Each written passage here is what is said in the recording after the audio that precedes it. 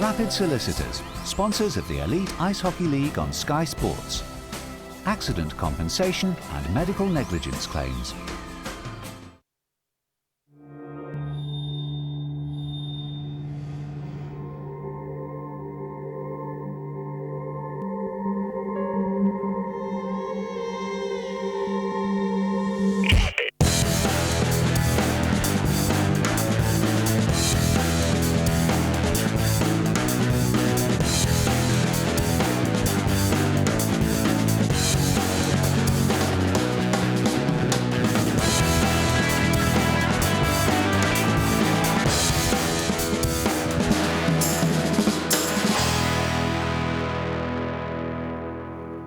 Hello and welcome to the Rapid Solicitors Elite Ice Hockey League highlight show here on Sky Sports. Just 7 games to get through this week, but it's not about the quantity, it's all about the quality. Here's what we've got coming up. Corey Nielsen returns to the Nottingham Panthers lineup just in time to see his side go top of the table. Fun times in Kirkcaldy as the Five Flyers squash the Belfast Giants in a cracker. And a surprise result in Sheffield. Title-chasing Sheffield lose at the hands of the Edinburgh Capitals. It was a very long weekend for some of us. You'll see I'm joined by head coach of the Coventry Blaze, Paul Thompson, to look through all the highlights on this week's show. And one highlight of the season so far for you, Paul, is the return of the Coventry Blaze. So, you know, after a couple of years not performing as you would have wanted them to, wow, have they come back with a bang this year, and you must be pleased about that. I'm pleased that we're still in the mix, David. I mean, I think, you know, for the first 3 months, we suffered horrendous injuries, and we kept in with the top group, if you like. You know, we're 8 points off first place, and we're only a couple off third place. So to be there and getting guys back healthy, you know, we've got a big Christmas period, and I think the Christmas period defines, and the New Year period, you know, the 3 leagues. It normally splits up into 3 leagues by then, and we want to be in that chasing pack at that time. You talk about healthy. We had one of your players, Ross Cowley, in that seat a couple of weeks ago. He's back now, and he's come back in good form as well. He scored goals straight off the bat. Well, he's our most experienced British player, you know, because we've changed it around how we do it this year, and we got a lot of youngsters. And to lose Russell for 3 months, he was the one British player you didn't want to lose to a long-term injury. But, you know, 4 goals in 5 games since he's been back, and he's leading from the front. One of his teammates, Ross Cowley's, of course, Colin Shields, is the talking point, if you like, of the week. He's just left the Sheffield Steelers, but normally it's a club getting rid of a player. But on this occasion, we see a player handing his notice in to a club. What did you make of that when you heard? I was shocked, to be honest with you. But, you know, in Colin's fairness, he's only invoking the rule that, you know, the 2-week clause that's in the contract. I think he's come out publicly and stated that he didn't think it was a good fit. And he wasn't enjoying himself, so, you know, he's took that decision. He's a goal scorer. Didn't quite work for him in Sheffield. We're seeing some of the goals now he has scored for the club. I would imagine there's going to be no shortage of clubs wanting to take him. Well, no, he's a quality player, and he puts numbers up every year. And, you know, there's normally not any smoke without fire. I don't know if Colin's just, you know, took some time away from the game. He said that he's quoted as saying that he hasn't had anyone chasing him at this point. But, you know, normally something's gone on behind the scenes. The other player, of course, that's left these shores, and we were hoping to have him on this show at some point, was Devon Didiamiti of the Cardiff Devils. Came with big bang, big reputation, a lot of tweets, but again, didn't quite work out as the season progressed. Well, yeah, I mean, I don't know what's gone on there. I don't know if he's left or the club's moved him on. There's been rumours for weeks that he would be leaving and they would be looking to replace him. But, you know, in Bissonnette, they've got themselves one hell of a player, haven't they? And he's come in and kind of taken that role, and offensively he's contributing a lot more than Didiamiti did. Bissonnette, of course, was missing on the game against the Nottingham Panthers that we're about to show. Has it surprised you what an offensive impact that lad has made? Because we all know about his toughness and his character, but he's actually contributed a lot for Cardiff. Well, I think before he made in the East Coast League, I mean, he's had that long journey to the NHL, and he did put numbers up, you know, prior to getting to the NHL. And what's kept him there is, you know, that role that he gives, that toughness. But he's, yeah, I mean, I wouldn't say surprised, but I mean, I think he's been a great pickup for the Devils, and offensively, he's making them tick, and he can play on the back end as well. He's a good quality addition. Well, it was a Hockey Players for Kids charity night in Cardiff on Saturday. We touched on that last week, didn't we, in the show? But it was a Cardiff Devils side without Bissonnette. He had flu, his Twitter account was down, oh, it was pandemonium. But how were they going to fare against the Nottingham Panthers? The Panthers were in fine form. Chris Ellis will talk us through it. There were no goals in the first period in the Big Blue tent, so to period 2, and Nottingham on a power play. Now, it may not yet be Christmas, but this is a present if ever there was one. And Stuart McRae says thank you very much. The short-handed king. That was his 6th short-handed goal of the season. And Weaver and Werner give that one to him on a plate. Still in the second period, and Nottingham coming forward. Left-hand side and then into the middle with Weaver. And Gallivan is the man who scores there. Somehow from the left-hand side, it took a deflection. Clark getting the other assist. Weaver, of course, with one as well. And Nottingham were level only 2 minutes after they went behind. Still in period 2, and once again, short-handed Cardiff Devils. It looks like they're on a power play the way they're moving it around. And Mac Faulkner, the league's leading goal scorer, gets number 23 with a great shot from the slot. Nottingham had to come back for a second time, and period 2 was running out of time. We were into the final minute. Heavily involved here were Werner and Ling, and you see Lapine, top of the left circle, through traffic. It's 2-2, and we're level. No goals in overtime, so Cardiff go to their 5th penalty shootout of the season. First up for Nottingham, Eric Werner. He can't score. I tell you now, sit back and enjoy it. It's a long penalty shootout. At the other end, Chris Blight on the backhand. A good move to beat Kowalski, so 1-0 to the home side. They have the advantage. David Ling has been lethal this year for Nottingham on the breakaway and on penalty shots. He can't score. Matt Faulkner, he could win it, but he doesn't. So it means that Matt Francis, the reliable Matt Francis, does score. Pulls the move on the netminder just slightly, so he keeps it alive for Nottingham. But it can be won here by McRae. But no, Kowalski stands firm. So we go to sudden death. And now it is Werner. He can't score. Going back the other end, Chris Blight in sudden death. Takes his time this way and that. Goes right-hand side, but the pads go down from Kowalski. David Ling tries that ripper, but that one is saved. It is tense in the big blue tent, I am sure, for everyone watching at this stage. Faulkner. That is no goal either. So we come back the other end. Francis in on net once more. Similar move through the 5-hole. Nottingham have the advantage. Can Stuart McRae score? Or is the extra point going to Nottingham? He goes very wide left and Kowalski makes himself big. 2 points for Nottingham, 1 for the Devils. Cardiff 2, Nottingham 3. What a great game then in Cardiff, and 2 very valuable points for the Nottingham Panthers. Cardiff, of course, getting that single point, as Chris explained there. Nottingham showing character. They can win in the big fancy buildings, but they ground one out there in the small big blue tent. A big win for Nottingham. It's a tough place to go and win. Yeah. Talk to us about what it's like to go from the big ice to the small ice there, and the different environment about being in Cardiff, because a lot of people had the Devils, me included, perhaps to pick up the 2 points there. But what have Nottingham done perhaps a little different this year in the build-up and the make-up of their team that makes them able to win both at home and in buildings like that? Well, I think both teams are deep, but I mean everything going back to playing in Cardiff, you could see just by the penalty shots there. You know, the ice really churns up. It's not great ice there, and you've got to fight the puck, and everything comes on you that little bit quicker. You know, you get more scoring chances, more scrums around the net. Everything's a little bit tighter. You've got to think and react a little bit quicker. You don't get that time on the puck, and Cardiff are used to that, and they play a system, you know, for their advantage for that. So Nottingham going in there and getting a good solid win like that and taking it in penalty shots, I mean, Corey Nielsen will be delighted. Quick word on Corey before we get onto some VT. Back in the lineup, good, bad for him? No. Great for him as a player, but the question mark is he better off on the bench or is he better off playing? Well, I think he's got Strax there, hasn't he? I mean, and that's a combination that's worked over the last couple of seasons, so I don't see that as an issue. And, you know, he's a quality player, quality power play guy, and he gives another dimension to the team. Now, last week, Danny Myers was sat here, and Danny was talking to us about penalty shots, and we saw the Matt Francis penalty shot in Belfast. We're going to see it again. Elite League goalies, watch. Yes, because he's got the same move, and he seems to have everybody floored with it, doesn't he? Hell of a move. He's a great player. He's having a great year. Let's first of all see the one that he took in Belfast, because that's the one that got us all thinking about it. This is the one on Murphy. Well, he comes in with great speed, and what he does is he backs the goalie right back to the goal line because he's coming in with speed. And he fakes to go on his backhand, and as the goalie opens up to go laterally with him, he just jams it 5-hole, and it's a great move. And, you know, these are quality netminders Francis is beating here. So, coaches, take this and take it into your next meeting. It's such an important part of the game now as well, penalty shots and shootouts.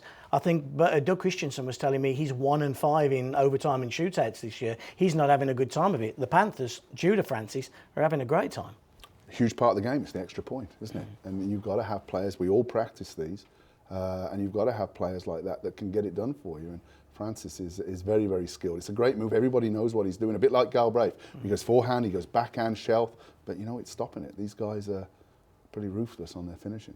Right, let's talk then about the Belfast Giants. Top of the table, into Kirkcaldy they went, but it was a ferocious Fife that they found. Remember, the Belfast Giants had changed a fixture on the Fife Flyers the week before. They preferred to have Nottingham in the Odyssey, not the Fife Flyers. The Fife faithful, well, they felt a little bit miffed at that, so they were robust, shall we say, as the Giants entered Kirkcaldy. What a night it was going to be as well for Todd Dutiam and his team.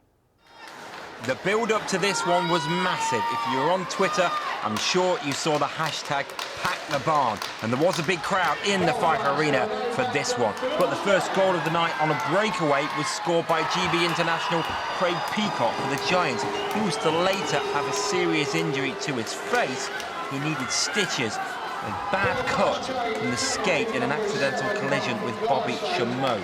Again, if you've seen the media and Twitter, you may have seen the bad cut to his face. The Fife Flyers came back though in the first period. Haynes there on a 5-on-3 power play at 12:59. So to period 2, and the old barn was rocking. And the first goal of the night for Jason Pitton. He scores there past Murphy. It's 2-1 then at the end of the second period, and the Fife Flyers fans are bouncing at this scoreline so far. Into period 3, and we are halfway through the final period now, and left-hand side is Pitton. He makes it 3-1. The celebrations are wild. And if you thought that was good for the Flyers, it got even better. 90 seconds later, they break at speed into the offensive zone. Chameau with a beauty of a pass, and a hat-trick goal there for Jason Pitton. What a result for the Flyers. 5-4, Belfast 1. A lesson for you, Belfast. Never upset the Kirkcaldy faithful. They were... you can imagine what it must have been like up there. The paint was what paint's left in that building was coming off the walls. What a great victory. They've beaten Sheffield at home. They've now beaten Belfast at home. They're a team to be reckoned with in that building. They beat us at home. You know, I mean, it's a tough place to go and play. And when Pitton's on fire like he is there, there's a lot of emotion in the building because they did feel aggrieved about it. And they used it to their advantage and got a big 2 points against the Belfast Giants. Is that the most atmospheric building in the country when it really gets going? Yeah. I mean, it's an old style building. Old school there, it's old school there, and you can hear everything coming out of the stands, and it does get loud. And you know, and if they take a lead, and then the emotion and the team's playing with emotion, you can feel it coming out of the crowd as well. It's a good place. It's a good place to go and play. We talk about the Leeds top goal scorers. We talk about your boy Guthrie. We talk about Faulkner. It seems every week in Cardiff. We haven't really spoken a lot about Pitton. He's done a great job there. Him and his brother, the back and the front, if you like, of the Fife Flyers. What a game to get a hat-trick as well. We're going to see his 3 goals. They were all a big difference, but so valuable, earning his team the points. Well, yeah, as you can see, you know, he picks up them rebounds. He's a big body. He gets the puck off his stick. He's good in tight. He's always sniffing, and you see how he puts that, you know, as a coach, you love to see players put pucks through the net, not pass it to him, put pucks through the net. Doesn't give the goalie a chance. And then nice. He's got good hands as well. He has. I mean, he plays on the big line for the Flyers, and you know, and them guys produce probably 75%, 80% of the points for the Fife Flyers. And when he's going, they're a better team. Yeah. Last year they seemed to rely so heavily just on the goalie, Zemlak. This year the Flyers seem to be a lot more balanced. They've got a lot more go-to guys, and as you say, a real big proper first line. Well, you know, since I mean, they brought Chamont in, and he's added that little bit of depth. And since they've got Stewie out the lineup, they're flying. More then from the Fife Flyers a little bit later on. Time for a break now. When we come back, another shock result. The Sheffield Steelers take on the Edinburgh Capitals. You don't want to miss that one. Actually, you do.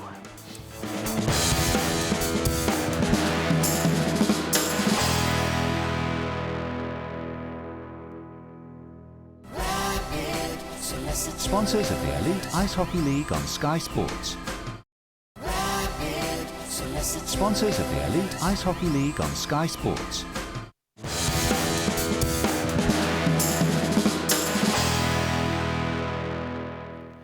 Welcome back to the Rapid Solicitors Elite Ice Hockey League highlight show here on Sky Sports. Now, before the break, we saw the Belfast Giants go down in Kirkcaldy. That meant a victory for the Sheffield Steelers at home against the Edinburgh Capitals would close the gap at the top of the Elite League. Sheffield Steelers, top of the table. Edinburgh Capitals, bottom of the table. Pretty much a guaranteed 2 points on your Paul's coupon, I would have thought. Hey, Chris Ellis? So the league's basement side were the visitors to Ice Sheffield, and the Sheffield Steelers giving 2 debuts, Cardiff defenceman Chris Frank, and also new signing, the forward Simon Ferguson. In the first period, there was plenty of possession for the Steelers. Shots on goal were coming in from all angles, but they lost forward Tyler Michelle very early on, actually. 2 minutes and 26 seconds gone. Andy Carson giving him his marching orders for a check to the head. You'll see on the replay, the head is down, but it is to the head. And these days the rules state that the onus is on the player to make sure that you don't hit the head no matter the situation. Good to see he was all right, but not a happy man, Tyler Michelle. He was to play no further part in the game. The Steelers had 15 shots in the first period. You'll see some of them shortly. Here you'll see a clash between Phillips and the netminder Hardlowski. Carson right on the spot to say Hardlowski, despite going down like he'd been shot, well, he gave Hardlowski for interference. As I was saying, there was so many shots on net. The Steelers coming at all angles, out shooting the visitors 15-6. This chance here for Limpright going in on net, but not managing to find the target. It was certainly chance after chance for the Steelers. They really needed to find a way through. Same happened in the second period as well. Not so many shots then. They outshot the Edinburgh Caps 11-8. But when there was a delay of the game penalty, Matt Stevenson putting the puck over the glass, Edinburgh had a power play. They didn't have many attempts on goal throughout the game, actually, 22, but that was one of them, and they take the lead with the man advantage. A good time then for them to score. Liam Webber has the goal, made an impact since he joined the Edinburgh Caps. 4th of the year for him. That then was 1-0 to the Edinburgh Caps. They thought it was 2-0. Liam Webber once more, but Andy Carson right on the spot, Johnny on the spot there to see the net was off its moorings. It was off its moorings, and actually for that, John DeCaro was given a 2-minute minor penalty for displacing the net. So Sheffield had to find a way back into the game. They were trailing to the league's basement side, and they scored there on the rebound. Stevenson, a 4th of the year, Shields and Le Guy with the assist. Of course, that was almost one of the last things that Shields would do as a Steeler. He has now left the Steel City club. So 1-1, Stevenson scores, and I'm sure the Sheffield Steelers fans assumed that their side were going to go on and win the game. And again, they came forward. They had chances in the third period. Not so many, actually, only 6. But there was a turnover here, and breaking down the ice, Hay and Nicholson. And the shot there is from Willie Nicholson, a first of the season, and the Caps go ahead at 53-46. The save is made by DeCaro, and Nicholson follows up Hay's shot, and it is 2-1. There's the celebrations. Edinburgh have lost 13 on the road, but not anymore. That stat comes to an end. They shot the Steelers. The final score in Ice Sheffield. Sheffield 1, Edinburgh 2. Congratulations to the Edinburgh Capitals. What a shock result. What a great result, though, as well for them. And a big up to Willie Nicholson. I've got to be honest, never heard of the lad, but scores a great goal there to finish it off for them. And I think we'll see a tweet from him in a second appear beneath us. What a big moment for that third unit as well to get the goal. Yeah, and fair play to Edinburgh. them. You know, I mean, a big road win, an unexpected road win. But and a win like that can just give a team confidence. They've been struggling, they've been at the bottom. They deserve their victory as well. Sheffield outplayed them for one period, but Edinburgh for the second and for the third were the better teams. And that can just drive a team on, can't it? It's not always about the form guide, David. I mean, there's a lot of pressure put on all of us, you know, that you're expected to win your home games against maybe teams that are down the bottom. But, you know, there's good players on these teams. And if you're not going on the night, these things happen, and credit's got to be given to the Caps. And I know Scott Neal was running around Edinburgh in his kilt on Saturday night, so he was a happy man as well. And, you know, that's the beauty of this league. We talk about goaltending. Hodolowski was outstanding in that first period, built the foundations for his team to go on and win. He's had a good start. Yeah, he's been a good signing for the Caps. I mean, you know, they went with a young British netminder last year who started great for them, didn't he? Yeah. And, you know, got a little bit tired halfway through the season. They've opted to go back with an import guy. And you need your goaltender being your best player when you're on the road. And he proved that. And, you know, they came away with a big win. Well, congratulations to the Edinburgh Capitals. Hartman, the coach there, I'm sure will build off that. We'll see Edinburgh at home in a few minutes' time as they took on the Belfast Giants. What a tough weekend it was for them. We're going to head up north now as well. Scotland, Dundee, taking on the Braehead Clan. Braehead had just gone top of their conference. I think most people had Braehead down for a victory here. Could there be another surprise, Chris Ellis? Two sides here struggling for form at the moment. Dundee went into the game with 6 straight defeats, while Braehead are hardly the best road travellers at the moment in the Elite League. 3-on-2 break here by the home side, and Hutchins sets up Kraus for a 3rd goal of the season. And in front of their own fans, Dundee lead, 8 minutes and 40 seconds gone. But only 80 seconds later, Dundee putting some shots on net, Pat Bowen there with one. But coming forward left-hand side is Haywood, and then it's picked up by Goldie. This is great skill from the Braehead Clan player. He goes down under a challenge from Baxter, but gets back up once more behind the net, and the shot there comes in for Mitchell, and Haywood is there for the rebound. 10 minutes gone exactly, all level in Dundee, 1-1.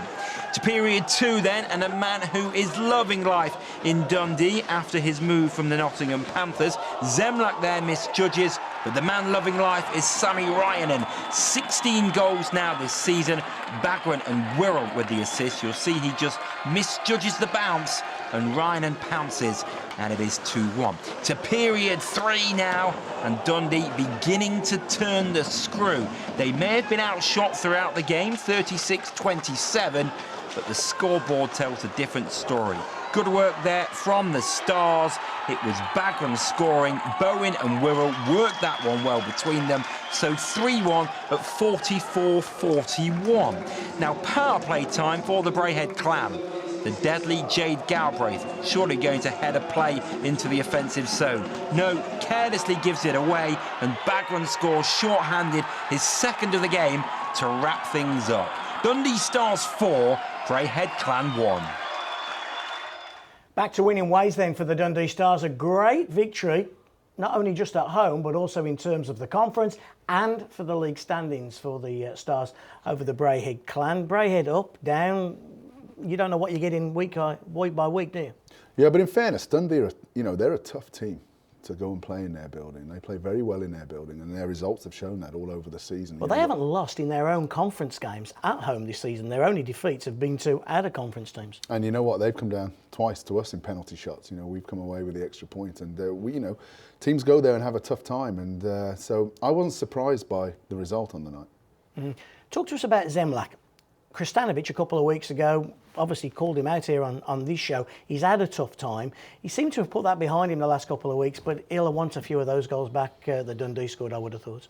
Well, he's nervous, isn't he? I mean, we all know his qualities, but it's not just Zemlak. Everybody's got to stick together. If you're not going to make the change, you've got to stick together and come through it. He looks like he's fighting the puck at the moment. Yeah, and goaltenders go through it. Every goaltender goes through a phase in the season. He's got to work himself, through that. And he needs good defence around him to do that as well. So, Braehead, again, have a talented hockey club, and, they're going through this time, but they'll come through it. One of their biggest talents, of course, is Jade Galbraith. I know we saw him at the end, dish the puck up, but he's not having a good time. He doesn't look happy to me, Jade. And when Jade isn't smiling, Jade doesn't look like he's playing well.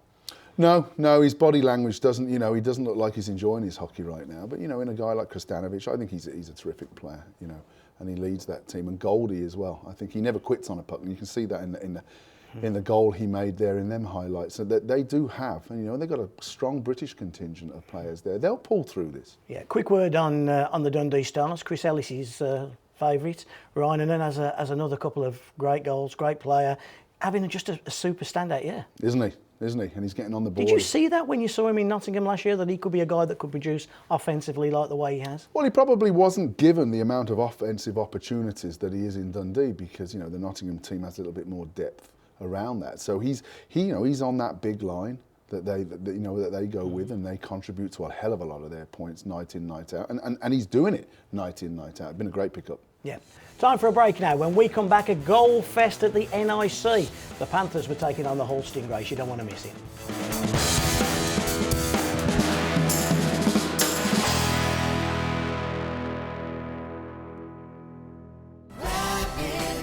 Sponsors of the Elite Ice Hockey League on Sky Sports. Sponsors of the Elite Ice Hockey League on Sky Sports.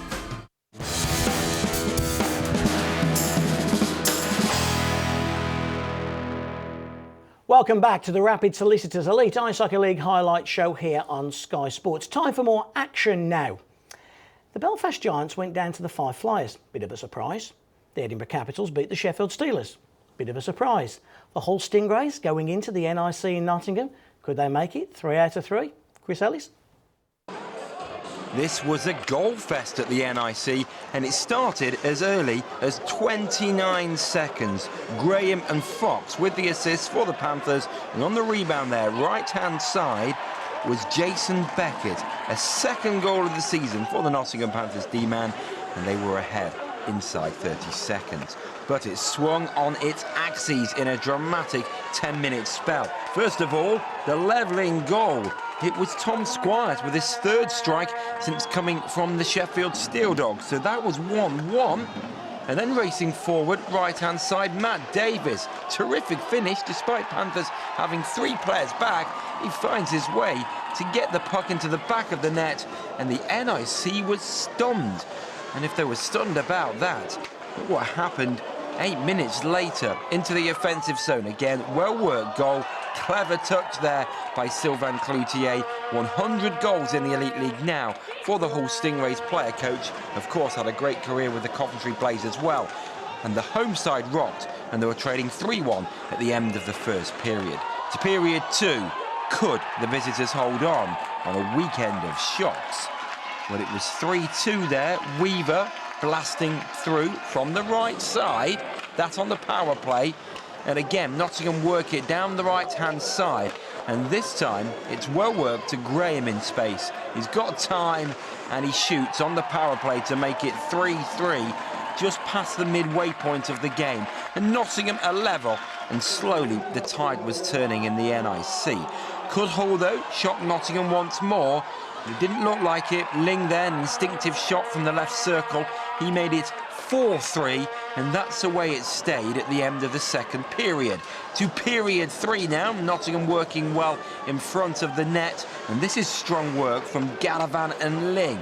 Really hard-working players behind the net, and it was Graham who gets that opportunity right-hand side, and Nottingham have a 2-goal advantage for the first time in the game. And 5-3 soon became 6-3. Nottingham enjoying power plays here and really doing well with the extra man advantage. Benedict there with the goal, having a bit of work to do, had to really just dig the puck from under his feet and score that one. That made the scoreline 6-3. Still Nottingham rain shots on Ben Bounds at 6-3. You thought maybe there could be some more to come. That final touch there by Myers, that made it 7. Then there was a change in net for the Hull Stingrays. Ben Bounds was replaced by Greg Blaze. How would the new man fare? How would he get on? That's a giveaway by the Hull Stingrays. They were not helping their new netminder, Galavan, with a clever touch there. The 10th of the year, that was 8-3. Nottingham at this point changed their netminder, Dan Green, going in for Craig Kowalski. And he had to pick the puck out the net once from the 7 shots that he did face. A goal there, a 14th of the season for Ozolins. Final score, convincing win in the end for Nottingham. Panthers 8, Hull 4. Well, a little bit of hope for the Hull Stingrays for a short period of time, but then the Nottingham Panthers just rolled into gear, didn't they? And then absolutely, they took it to the Stingrays, and a convincing victory at the end.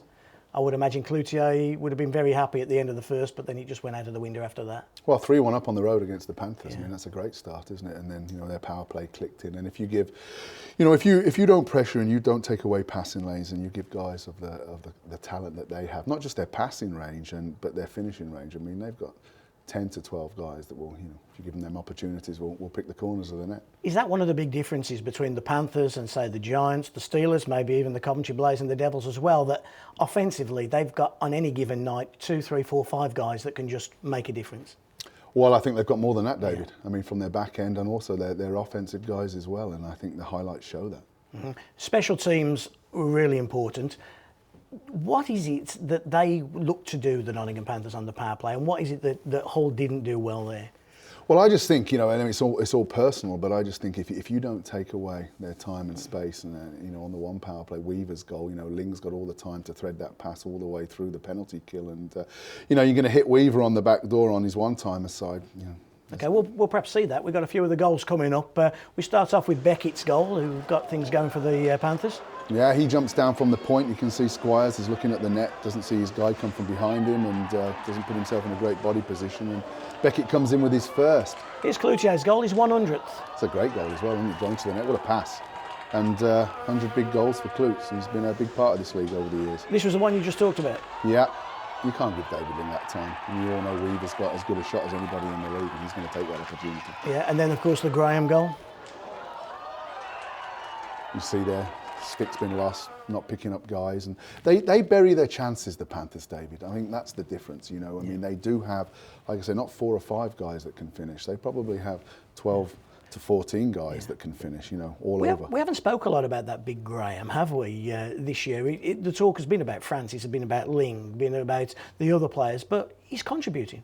Yeah, we talk about him because, you just look at his stats and what he can do if you give him them opportunities. And, on any one night, the Panthers, any line can be the line that brings it. And but their special team was obviously a big part of their game this weekend.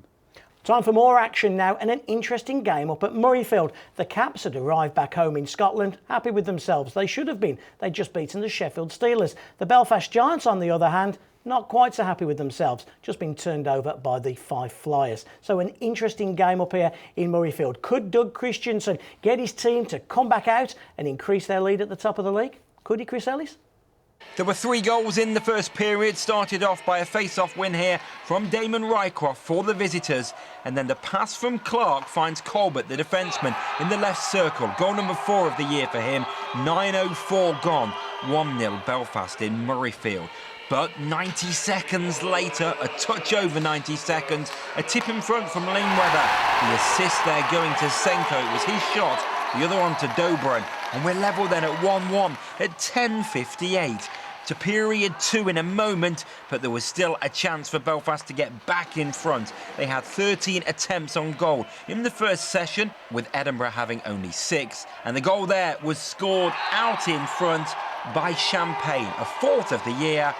And back from injury is the former Panthers man. He makes it 2-1. To period 2, this is brave defending by the Giants. And on the breakaway here, it is the Giants who go in front. Neat move in front of the netminder from Lloyd there, an 8th goal of the season. We have a 3-1 scoreline at the end of 2 periods. To period 3 then, and Belfast certainly threatened to really run away with things at some points in this game, but this was good transition from one end of the ice to the other, Garside right-hand side, and the pad save is followed up by Clark for goal number 11 of the season. Final score in Murrayfield, Edinburgh 1, Belfast 4. Normal service has been resumed, and a comfortable victory in the end for Doug Christiansen's side, and I think we expected Belfast to bounce back. Yeah, I think so. I mean, they would have. They're a proud bunch, and they didn't want to go on the road and just come away with no points over the weekend. And they're led by their captain, Mr. Keith there, and I think he's the glue for that hockey club. You've seen a big block shot there, and Lloyd. He does those little things, doesn't he? All the time. He fights, he scores goals, he brings it every night for them, and. They're a good hockey club, and good teams find a way to get back to winning ways after, losing on Saturday night. And it was a solid win because it's not, again, Edinburgh's not an easy place. Massive ice pad out there. Lots more time on the puck than you normally get. And you can get a little bit lost in your own end. And, Doug will be pleased, him and his team come away with the points. Last week, Danny Myers was talking about just that, and he was on about the gap is so different. Just explain what the gap is for a defenceman and why it's so different in Murrayfield than it is in Coventry, Cardiff, or anywhere else. Well, I just think, I mean, that's probably, Murrayfield's rink's bigger than the Sheffields and the Nottinghams, the ice pad I'm talking about, and the gap is all about the defenceman meeting the forwards on the rush, if you like, and in any zone. But if you use the defensive blue line as that example, a defenceman's always a little bit reluctant to stand up because there's so much room behind a defenceman, and if that forward's got good wheels, he's got good speed and he drives wide, you're not going to catch that guy going back to the net. So it does take an adjustment, without a doubt. Okay, one more game to come. The last Challenge Cup round robin game of the season. You'll see it after the break. It's between the Steelers and the Coventry Blaze. Don't go anywhere.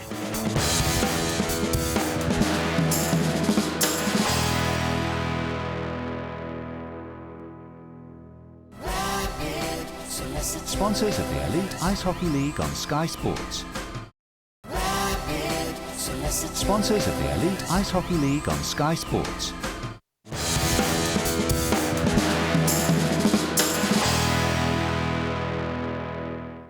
Welcome back to the Rapid Solicitors Elite Ice Hockey League highlight show here on Sky Sports. Our final game this week is a Challenge Cup fixture, the final fixture in the round-robin stages of the Challenge Cup between the Coventry Blaze and the Sheffield Steelers. Some may say a meaningless game, but both Sheffield and Nottingham could still win their group. It meant, though, a victory for the Sheffield Steelers. Could Ryan Finnerty's side deliver? Chris Ellis will tell us. Challenge Cup only action here. The Steelers, of course, knowing a win here would mean they would top Group B. Coventry went into the game on the back of 5 straight home wins, so very confident in the Sky Dome. Action around the net at the moment of John De Caro. Great move there from Shea Guthrie. Chance first of all for Bolesky, then in front for Cameron, and there was no way through at that stage. Into the second period now. And it was end-to-end stuff. At one end, it was Bolesky trying to go towards the net, but strong work for the Steelers. And they're the men coming forward, the players coming forward left-hand side. And it is now Phillips who takes a shot. It's loose, it's in front of the net, and somehow it's squeezed over the line. Hewitt was credited with the goal, Phillips with the assist, Newman Ferguson with the other one. So we are seeing the Steelers in the lead. But at the other end, back came the home side, Cowley on the power play. A great run of form for the GB international since he came back from injury. He now has goal number 4 of the season. I told you it was end-to-end. I'm still in period 2. The Steelers coming forward and nicely there in the slot. Limbright and Sarridge combine to set up Hewitt for his second. That's a 2-1 scoreline. And that is the way it stayed in terms of scoring. So the Steelers did go on and top Group B. But slightly out your picture, there's a melee beginning to take place. Plenty of players got offences on this one. You see one of them here, and this one was adjudged by the referee Dean Smith to be butt-ending by Sarridge, but also major penalties in this incident for Greg League for spearing. Check to the head there for Olsen as well. But it finished Coventry 1, Sheffield 2. Those Coventry Blaze up to no good again. What is it with your team? I hope you were best behaviour. As always. Always, good stuff. Was it a game that was meaningless? Because it was actually played with a bit of spit and feathers, as we saw by that final, V2 there. I don't think any game can be meaningless, Dave, when you've got a paying public coming in. I mean, we couldn't move, in position. We'd finished 3rd in the group. But we wanted to carry on with our great home form of late, and it wasn't to be on the night. It does take something away from it. It does. You don't psychologically come to the rink on that day thinking, we're just going to go through the motions. But I think when you feel that you can't move anywhere, there is something in the back of your mind. But that's taken nothing away from the win from the Steelers. They topped the group, and we all look forward to the quarterfinals now. With Sheffield losing the night before, they kind of came in with a little bit of something to kind of pay back to their fans, didn't they? Well, it was a close game, and I think, both teams had chances. We had some good quality chances. I thought De Caro played very well on the night. And it, like you said, it did have a bit of grit about it. I mean, that will set up the league programme for the future, won't it? Very well. The Challenge Cup now takes a complete new format. The elimination stages, the quarters, the semis, the finals. If some teams haven't taken the Challenge Cup quite as seriously as others, now it really gets to the business end, doesn't it? I think everybody takes the Challenge Cup seriously. You know, Hull, if you like, have knocked one of the teams that you'd expect to go there. You know, in Cardiff out of the group. So, you know, we play Braehead and home and away, and you know our form up in Braehead over the last couple of years has been awful, and we've got to get that right. So we'll talk about those quarterfinals in a second. Let's just take a look at the Challenge Cup, how it ended. The two league standings, Group A and Group B. You'll see at the top of Group A is the Belfast Giants, followed by Braehead, Fife and Dundee, Sheffield, Nottingham, Coventry and Hull. That means Belfast take on Hull, Braehead take on Coventry, Fife take on the Nottingham Panthers and the Dundee Stars take on the Sheffield Steelers. And if we go through those one by one, Belfast versus Hull, is that a pretty much given Belfast? Well, you know, or is that being disrespectful to Hull? I think it is being disrespectful because it's anything over 60 minutes or maybe 70 minutes of hockey where, you know, if there's overtime played in either leg. And sometimes in cup competition you have to throw the form guide out. But, you know, if you look at the table right now, you'd say, well, the four teams that are currently, or out of the top 5 in the league have the edge. But I always think cup competitions throw a little twist or two. And an interesting one might be Nottingham versus Fife. We've just said that Fife have beaten Belfast, Fife have beaten Sheffield, Fife have beaten Coventry. Now the Fife Flyers take on the Nottingham Panthers. That could be a tough one. No, you never know. You never know what's going to happen. And you know, these predominantly are going to be midweek games, you know, because you slot them in alongside your league programme now. And if teams are healthy going in there, who knows on the night. Sheffield versus Dundee? Again, you know, if you look at the form guide, if you look at the current league table, you go with Sheffield. I mean, but you never know. Dundee, another tough team, especially at home. We'll, of course, have highlights of all those 4 quarterfinals, both home and away, on shows coming up. Well, you've seen all the goals from those 7 games that we've seen this week. Let's take a recap of all the results. And, of course, it started last Saturday with the Fife Flyers beating the Belfast Giants by 2-1. Sheffield 2-1, they went down at home to the Edinburgh Capitals, whilst the Nottingham Panthers, with that Matt Francis penalty shot winner, beat the Cardiff Devils by 3-2. Moving forward on Sunday, the Panthers 8-4 over the Hull Stingrays, Dundee 4-1 over the Braehead Clan. Similar result in Edinburgh, this time though to the Belfast Giants, and the Steelers beating out the Coventry Blaze. Well, take a look now at the conference tables. Sheffield lead the way in the Erdart Conference.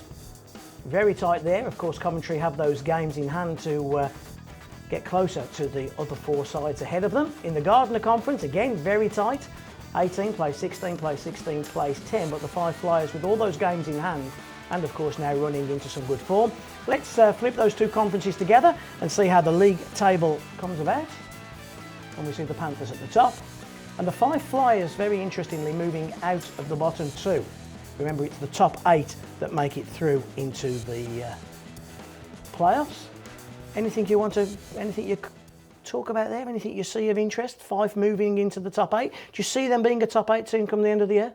I think it's going to be tight. I think, you know, I always say to my team, we had a meeting in the week, David, and I think the New Year and the Christmas period, and when we've got a hell of a lot of conference games during that time, and they are massive 4-point swings when you look at the league now, but over that Christmas and New Year period, the season really rolls on quick after that, and I think that normally divides the league into 3 groups. The teams that are looking to win the league championship, the middle block, and the guys at the bottom of the table fighting for that playoff position. So I think we've got some exciting hockey ahead of us, and Christmas, it doesn't get any better. We will play a lot of games in a short period of time, and it's going to be interesting.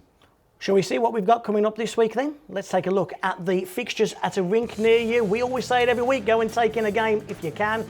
In the Big Blue Tent in Cardiff on Saturday, the Devils take on the Braehead Clan, 7 o'clock. At the Sky Dome, the Five Flyers will be in town. Hull Stingrays taking on the Nottingham Panthers. It'll be packed in Hull.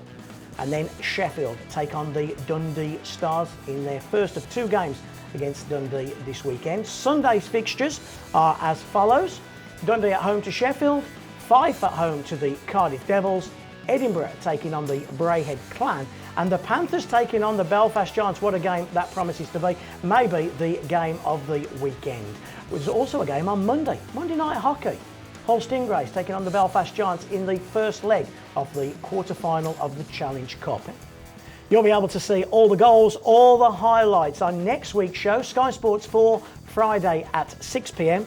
That show repeated on Saturday dinner time at 12 p.m. again on Sky Sports 4. I do think that game between Nottingham and Belfast is probably the biggest of the weekend. It's a huge game, isn't it? Nottingham, all of a sudden, we were talking about Belfast a couple of weeks ago not losing. The Panthers are in a great run of form right now.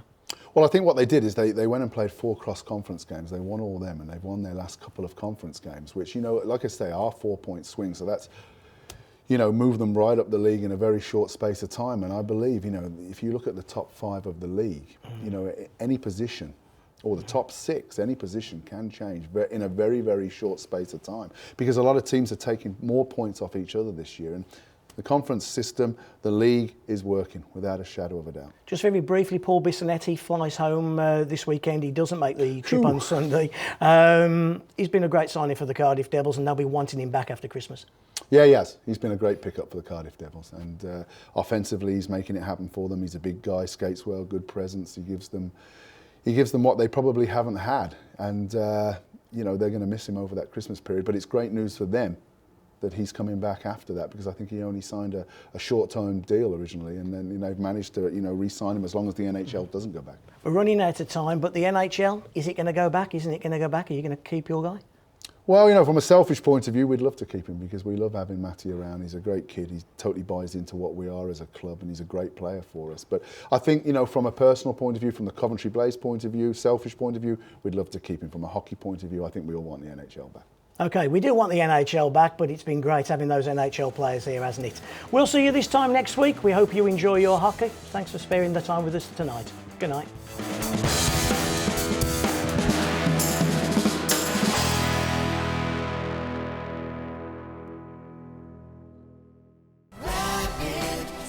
Sponsors of the Elite Ice Hockey League on Sky Sports.